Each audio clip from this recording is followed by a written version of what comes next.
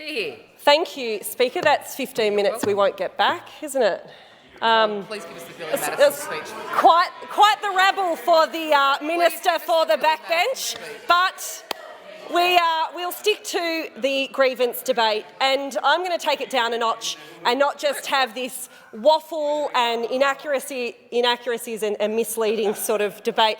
I want to talk about the impact of this corruption that we're seeing on local standards, local examples. So today I am standing up to grieve for residents in the Euroa electorate, for regional Victoria, and for every family that has been let down by a government that has totally lost its way. I'm grieving for the woman who is in a tent tonight in the Longwood bushfire region. I am grieving for someone who saw her home burn down and has to stay in a tent this winter. I am grieving for the truck driver who nearly lost his life on a road that Labor refuses to fix. I am grieving for a nurse who cannot do her job because they can't afford a fridge to store critical blood for road accidents. And I'm grieving for a region that is growing so fast and being left behind consistently, deliberately and absolutely with complete arrogance by the Labor government. Because what I can understand is that when you have a government consumed in hiding and enabling corruption, when its energy goes into covering its tracks rather than governing for all of Victoria, this is what happens to Victorians. And what I'm about to describe is not a list of complaints. This is a record of the consequences of corruption in Victoria. So let's start with what I can only describe as the most shameful response to a natural disaster we have ever seen in Victoria. Following the January Longwood bushfires, 15 people, 5 months on, 15 people remain in tents. This winter, 15 people in the freezing cold while modular homes sit unused in storage. We're ready to go, apparently. Homes left over from Black Summer in 2020 gathering dust in government facilities. And don't gaslight me, they've tried. I have seen them with my own eyes. The Allen Labor government announced $33 million for 100 new modular homes. It equates to about $330,000 per modular home, which to me is well above market value. But if the CFMEU are involved, I'm sure that there's a bit of a tip on the and the building authorities. And the building authorities, not to mention that as well. So when you do the maths, who's set to benefit? Why are there modular homes sitting in storage, families in tents, and a government saying we're going to take 6 months to build them and to get them out there? They said they were ready, didn't they? What makes it worse is that I'm hearing through whistleblowers from Emergency Management Victoria that they are desperately trying to offload those stored homes before the end of this financial year, not to house victims of a disaster, but to record them as revenue. Sorry? Let that sink in. They're trying to sell modular homes already built for revenue and allow people to tolerate this winter in tents. We are seeing it now. The first week of winter, it has been terrifyingly cold up there. We will not survive if this is the heartless response of a government. This is not bureaucratic inefficiencies. This is a choice, a deliberate, calculated choice that leaves human beings and families in tents. These are the government's figures, by the way. EMV people and staff have shared these with me because they are heartbroken about what they're being asked to do. This is going down a path that is cruelly impacting every Victorian. And it follows after my calls about the dysfunctional clean-up program. For months on, whistleblowers are telling me that just 70 homes have been cleaned up, 70 homes in 5 months. And Speaker, this is your electorate too. After Black Summer, more than 700 homes were cleaned up in the same period. 700 homes. Contrast that to 70 homes cleaned up this week in 5 months. My goodness. This is 1/10 of the performance. And the Allen Labor government wants to call that recovery. That is absolute abandonment. More than 600 people have registered for the clean-up program. How many people do you think qualify? 6. About 200, they reckon. But I want to know how many have been pulled off the clean-up program because it's taken them too long. And the problem that we're seeing now is it's taken so long, they've dipped into their own little financial reserves that they have and cleaned up their property themselves, and now they cannot afford to rebuild. They are paying rates on worthless properties.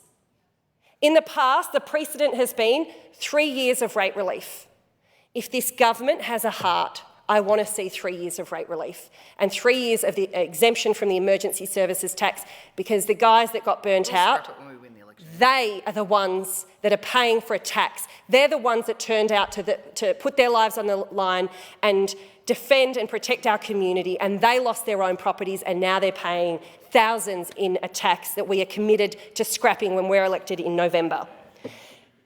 Properties with nothing on them, and they cannot afford to rebuild. No rate relief, no emergency services tax, no fast-tracking of the permit approval process. People literally cannot rebuild a shed because they're told to wait 3 years. They're intense. This government is telling my community that they've turned their back on them. Wow. What I'm seeing in the Longwood recovery does not look only like incompetence. It is a pattern where this government is more focused on corruption and, wasteful money in Melbourne, and it has turned its back on families that need them more than ever. They were elected to represent all of Victoria, and particularly those who are going through a disaster. I want to talk about health, another pivot into some of the consequences of this government. So I this week was reached out to a local nurse at Benalla Health, and she said to me, their fridge that has a 10-year lifespan is up to 15 years. It broke, someone turned up to fix it, and they said, this isn't going to last. $15,000 of blood reserves for road accidents and for crises and health emergencies in our community, and we do not have a working fridge. What is happening to Victoria? Shame. Not just that, she said, I will not turn up to work because the monitors to care for people in urgent care broke. They are now about $1,000 a monitor. They are now having to lease them because they can't afford them. Wow. Ambulance and paramedics. I'm hearing from several of my local paramedics who have gone through, they were motivated to do the course and now can't get a job. More than 2 years on, our paramedics cannot get a job. They will help fix the ambulance crisis caused by the Allan Labor government, and they cannot get a job. What does that look like? The consequence on my community? It looks like Murray and Pam Ellis, they're advertising jobs in my community and not employing locals. The same job advertised 6 times over 2 years. They're not employing anyone, but I enjoy your rebuttal because you're clearly out of touch. So let's talk about what the consequences are when you cannot get an ambulance. Pam and Murray Ellis of Strathbogie called when Murray was having excruciating pain, and the call taker said, sorry, Pam, there is no ambulance in your region this evening. Wow. Everyone imagine that you are calling to protect someone you love, and imagine there is no ambulance. Imagine hauling your husband into a car at 1 a.m. and taking him hundreds of kilometres to the nearest hospital, and then being admitted for several days because of his deteriorated condition and being told there is no ambulance. I recall once upon a time a former Labor Premier saying, every minute counts. Yeah, every minute counts, even for regional Victorians, even for people that live hundreds of kilometres from a hospital. It matters to our communities. Where? Road conditions. I recently went for a drive with Archie Baines, who is an absolute icon in the trucking world across Australia. I saw that reel. It was a good one. He replayed an accident on the GV highway that nearly claimed his life. And let me tell you, it is quite interesting sitting in a truck of someone who is so tough, so experienced, and so traumatised by the condition of these roads. We went past and we saw the pothole. Surprise, surprise, a near-fatal accident, and it had been fixed, but another one right next to it. And he went through from Ngambia to Shepparton and home again, and highlighted the deterioration in the road and what this is going to mean for road users.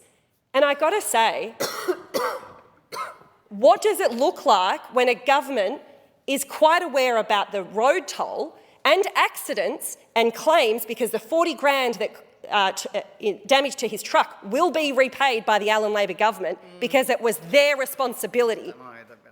This is what happens. They tried to lift the rebate to $1,500 because they were paying out so much. How many have they done, do you know? Not many, 13. I think 13. No surprise. But driving with Archie Baines, you can see that 100 odd kilometres worth of the barrier on the side have been destroyed because of the number of accidents, because of the condition of the roads. The government gets the data. They choose to turn a blind eye and funnel money into Melbourne projects and crooks. I also want to quickly talk about the overlay this government has put on my region. Kilmore and Broadford, 300% increase in our population in the coming years. So what we want to complain about, and we're going to get accused of NIMBYism or NIMBY allegations that, you know, we don't want it in our backyard. We don't mind as long as we have the infrastructure and the services to accommodate that population. So do we? No. We do not even have a public secondary school in Kilmore, a population of more than 14,000 people. No mental health services in the Southern Hume region. Public transport 4 kilometres from the town centre and students have to walk. A bus that is not even aligned with the train's timetable, kids waiting hours to get on the bus. And rather than fix this, the Education Minister has just removed the education zoning under the condition that Broadford can accommodate the increase in students. So I met with the Broadford Secondary School Committee and I learned this week that the Treasurer last December invited her in and dangled a carrot. You're silent and you'll get $16 million to accommodate the increase of the students. And I heard it from it is outrageous. Do you know what is outrageous? It was nothing in the budget. So there was 2 Mod 10s to accommodate hundreds of students. And what is outrageous, you are right, Member for Yan Yean, it is outrageous that these classrooms are operating off a generator. Argue with that one. It is shocking. You are spot on. It is shocking. Through the chair, member for your that our classrooms are operating off a generator. Come to order. Through the chair, member for your The Treasurer promised a $16 million project, and what eventuated was a couple of dongers, a couple of portable classrooms. Wow. They cannot, next year, they cannot deliver the Victorian curriculum with the increased number of students and the inadequate infrastructure that they have. The electrician said no more classrooms off these generators because they cannot cope. There's classrooms, no toilets, no sink for a staff room, there is black mould in some of the wellbeing centre, and there is complete neglect and misleading support from this government. It is absolutely, it is robbing Peter to pay Paul, and Victorian kids pay the price. This is what happens when a government's attention is no longer on Victorians, when it's focused and it's consumed on survival. It is consumed on survival by managing allegations, by silencing critics and by cutting deals. Rather than governing, the people of Kilmore see it, and in November, Victorians will remember it. I recently met with the member for Ovens Plain and the community around Glenroe, Ovens Valley. Yeah. Murray Plains, yeah, I've got you. I recently met with the member for Ovens Valley at the Glenrowan pub with 100 odd that's convenient. people who are fuming about the state's transmission plan with renewable energy zones. People are not opposing solar. They're opposing this government that is ramming them through and destroying our agricultural land, destroying our environment and destroying our communities' choice